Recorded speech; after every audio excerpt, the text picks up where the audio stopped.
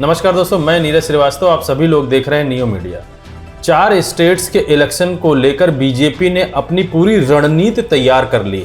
याद कीजिए 2024 के इलेक्शन के टाइम में बीजेपी ने एक 400 का नारा दिया था। बहुत लोगों ने सोचा कि 400 नारे का मतलब ही है कि बीजेपी 400 पार कर जाएगी।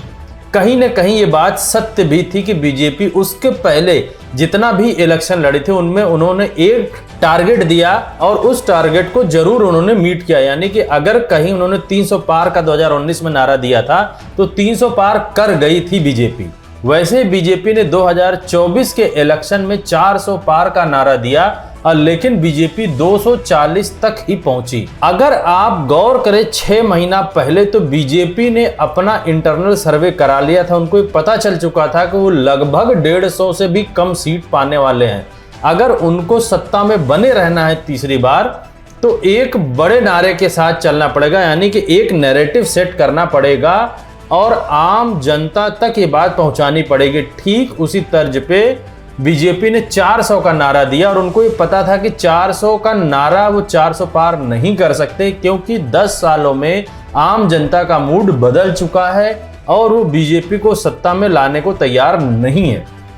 इसी बात से उन्होंने इतना बड़ा टारगेट लिया और पूरे मीडिया ने इस बात को पूरा सपोर्ट किया कि बीजेपी 400 पार पहुंच रही है और आज भी लोकप्रियता मोदी जी की उतनी ही है और आम जनता के सामने विपक्ष के पास कोई नेता नहीं है जो मोदी जी के सामने खड़ा हो सके। यही नैरेटिव सेट करने की वजह से 240 सीट बीजेपी पाई और जितने भी न्यूज़ चैनल हैं जो सोशल मीडिया के और जितने भी एनालिस्ट हैं वो ये समझते रहे कि 400 का नारा बैकफायर कर गया, इस वजह से बीजेपी 240 सीट पर आई, जबकि ऐसा नहीं है। ठीक उसी तर्ज पर 2024 के अंत तक होने वाले 4 स्टेट्स के इलेक्शन में भी बीजेपी के पास जो सर्वे है रिपोर्ट, उसके अनुसार बीजेपी चारों स्टेट्स का इलेक्शन बहुत बुरी तरीके से हार रही है।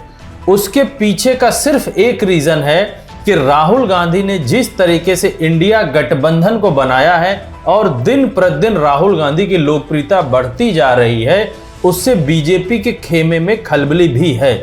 अभी रिसेंटली यूट्यूब चैनल का जो वीकली अपडेट आता है उसमें भी राहुल गांधी मोदी जी से ऊपर हैं। साथ ही साथ इंडियन नेशनल कांग्रेस का जो चैनल है वो भी बीजेपी के चैनल से ज्यादा है। यानी कि यूट्यूब सोशल मीडिया पर भी राहुल गांधी आज सबसे बड़ा चेहरा बनकर ट्रेंड कर रहे हैं।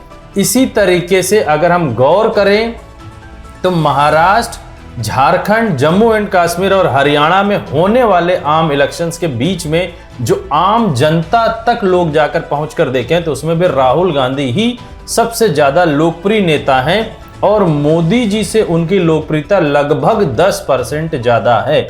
हरियाणा में देखें तो मोदी जी और अमित शाह की लोकप्रियता को मिला लीजिए तो भी वो राहुल गांधी जी की लोकप्रियता के बराबर नहीं पहुंच सकते और बीजेपी को वहां लोग इस बार मूड बना चुके हैं कि हरियाणा में लगभग इतनी ज्यादा सीट कांग्रेस को मिलनी चाहिए, बीजेपी चाह के भी हरियाणा में उनको तोड़ ना सके। बस यही बात बीजेपी के दिमाग में घर कर गई है और बीजेपी ने अपना ऑपरेशन लोटस फिर से शुरू कर दिया है। गौर कीजिए बीजेपी जितने भी इलेक्शन अभी तक लड़ी है उसमें 2014 के बाद स्टेट्स के इलेक्शन हो या 2019 के केंद्र के इलेक्शन हो और 2024 में तो हम सब ने सब कुछ देख लिया। उसमें भारत देश के जितने भी इंस्टीट्यूट्स हैं वो बीजेपी को पूर्णतया सपोर्ट करते हैं, चाहे वो इलेक्शन कमीशन हो, चाहे सीबीआई हो, ईडी हो, आईटी डिपार्टमेंट हो और सबसे बड़ी बात है मीडिया, जिसको चौथा स्तंभ बोलते हैं, वो भी कहीं ना कहीं वही बात बोलता है जो पीएमओ से कही जाती है। और इसके साथ साथ आरएसएस यानी कि 6 ऐसी संस्थाएं हैं जिसका भरपूर उपयोग बीजेपी करती है और उसी का वो फायदा उठाना चाहती है। इसी तरीके से आने वाले 4 स्टेट्स के इलेक्शन में भी बीजेपी के पक्ष में फेवर करते हुए इलेक्शन कमीशन ने झारखंड और महाराष्ट्र के इलेक्शन का अनाउंसमेंट नहीं किया है। डेट अभी तक इनकी नहीं आई, जबकि इन चारों स्टेट्स को इलेक्शन को एक साथ कराना था और अगर आप गौर करें तो 15 अगस्त में मोदी जी खुद ये बात बोल रहे थे कि वन नेशन वन इलेक्शन, और बीजेपी के 2024 के मैनिफेस्टो में भी ये था, लेकिन फिर भी बीजेपी नहीं कराती है, क्योंकि बीजेपी सिर्फ इलेक्शन जीतना चाहती है और मुद्दे चाहे किसी भी तरीके के जुमले के रूप में डालिए, वो उसको कोई आपत्ति नहीं है। अगर बीजेपी को ये पता चल जाता है कि वो इलेक्शन हार रही है, तो ये मान के चलिए कि वन नेशन वन इलेक्शन हो या सही इलेक्शन हो, उससे कोई मतलब नहीं, सिर्फ उसको जीतने से ही मतलब है।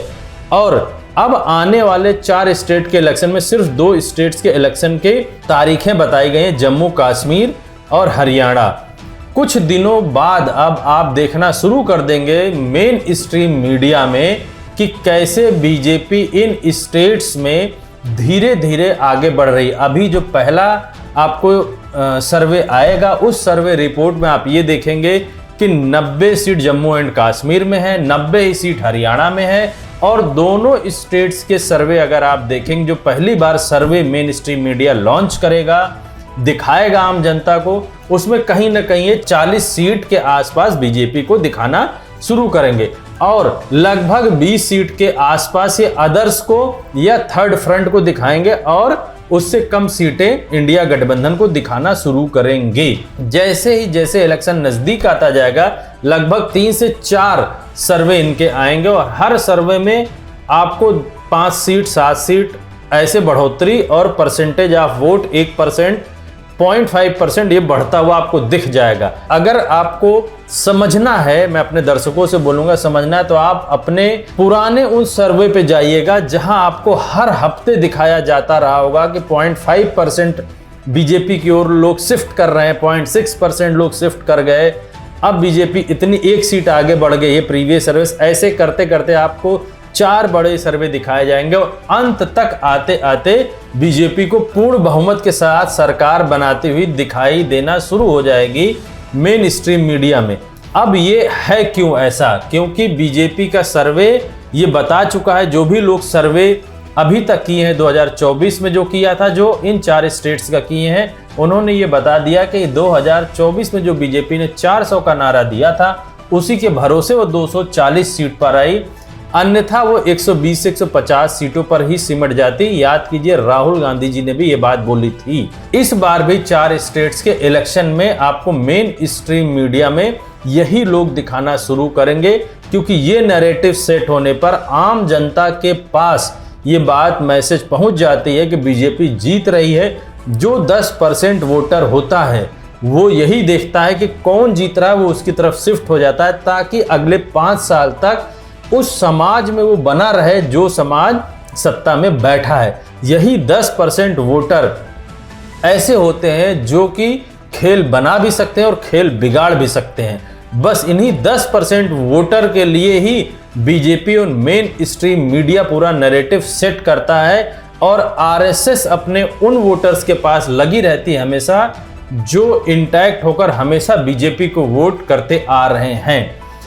आने वाले समय में देखना बड़ा दिलचस्प होगा कि किस तरीके से मेन स्ट्रीम मीडिया अपना एक एक सर्वे बताती है, और हम उस सर्वे का असली रूप आपको अपने चैनल से दिखाते रहेंगे। मैं अपने सारे दर्शकों से बोलता हूं कि वो हमारे साथ जुड़े रहें, ज़्यादा से ज़्यादा चैनल को सब्सक्राइब करें, शेयर करें। धन्यवाद।